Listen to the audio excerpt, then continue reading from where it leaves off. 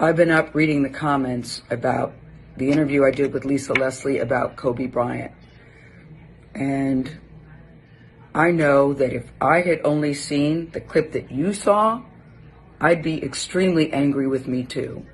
I am mortified, I'm embarrassed, and I am very angry. Unbeknownst to me, my network put up a clip from a very wide-ranging interview,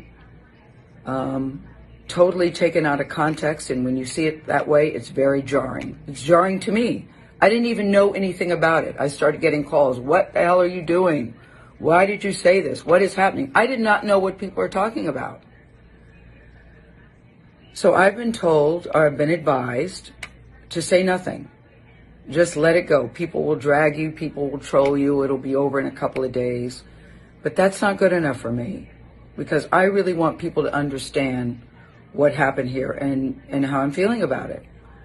I reached out to Lisa because I know that she's a longtime friend of Kobe's, to talk about his legacy and their friendship. We had a really wide-ranging interview, talked about many things: his career, his passion, his sense of humor, the way he was mentoring other people, how he was starting his next chapter. It was wide-ranging. And yes, we talked about that court case, because that court case has also come up. And I wanted to get Lisa's take on it as a friend who knew him well, what she thought, where that should stand. And I thought it was very powerful when she looked me in the eye as a member of the media to say it's time for the media to leave it alone and to back off. During the course of the interview, I asked follow-up questions because I wanted to make sure that her position and perspective were very clear. And at the end, when she said it's time to leave it alone, as I said, I thought that was powerful. And I insisted that that part be in the interview, because I thought that it put a nice button on that part of the conversation. When the interview aired, we got a great reaction to it. I talked to Lisa last night. I believe that Lisa was okay with the interview.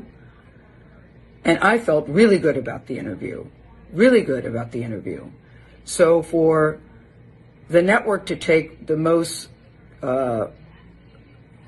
salacious part, when taken out of context, and put it up online for people who didn't see the whole interview, is very upsetting to me, and that's something I'm going to have to deal with them. And there will be a very intense discussion about that. I also want to say this. I have been with Kobe Bryant on many social occasions. He was very kind and very warm to me, and I felt that we had a friendly relationship. I, too, am mourning his loss, just like everybody else. I still am shocked by it. It's tragic and untimely, and the last thing I would want to do is disparage him at this particular time. And I hope people understand that. And that's why I'm taking this time to speak to you directly. I've never done one of these before. I've never done one of these before, but this was so important to me that I felt I had to say something. I don't want to sit up on a set and read a prepared remark. I wanted you to hear exactly where I'm coming from and how I'm feeling, and to let everybody know that no disrespect intended. And now I've got to go to work. I thank you for listening.